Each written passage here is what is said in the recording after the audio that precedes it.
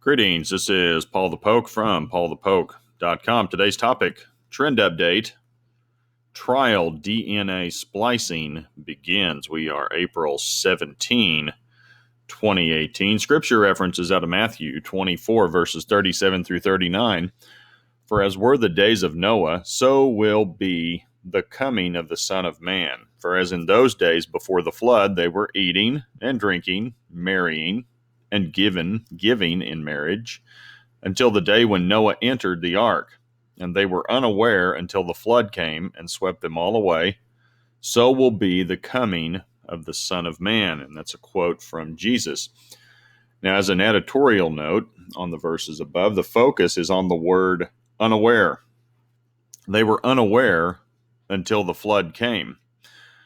Now, the emphasis in the Greek is these folks were clueless. They had no knowledge, no reality, no awareness of what was about to hit them. And this will be the case again before the 7 years of tribulation.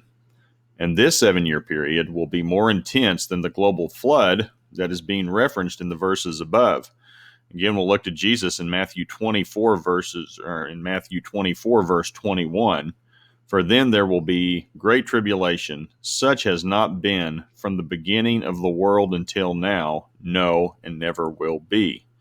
And again, that's a quote from Jesus. And, which takes us to, as a sign of the times, April 18, European lawmakers have authorized medical scientists to proceed with the DNA splicing therapy. CRISPR, C-R-I-S-P-R, is the biotech company that gets the first crack at altering human genetic code. Now, China is reported to have already started this, but due to their coverage by their media and state-run government, we haven't heard too much about that. But, the idea with CRISPR is that they're going to remove mutated and faulty DNA and replace it. The altered DNA will be replaced by fetal stem cells. The fetal stem cells will be taken and grown outside of the body in a laboratory.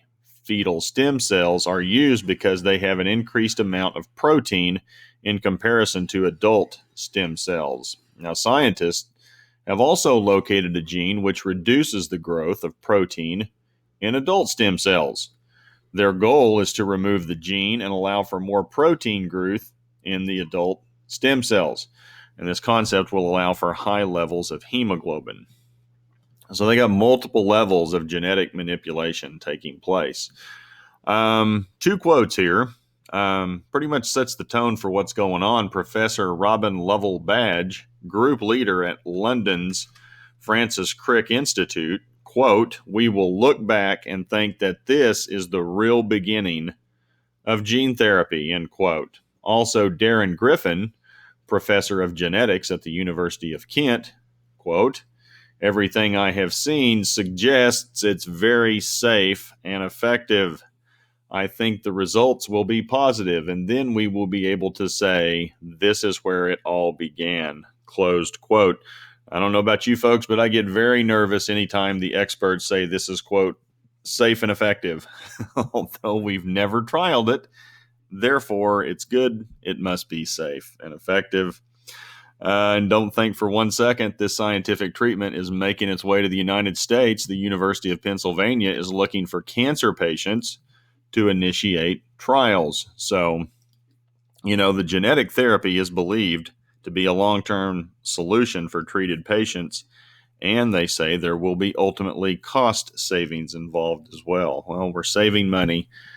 And the experts say it's safe and effective, therefore it must be wonderful. So keep your eyes on this. If you're interested, dailymail.co.uk, humans genetically modified time, Europe, HTML is a link.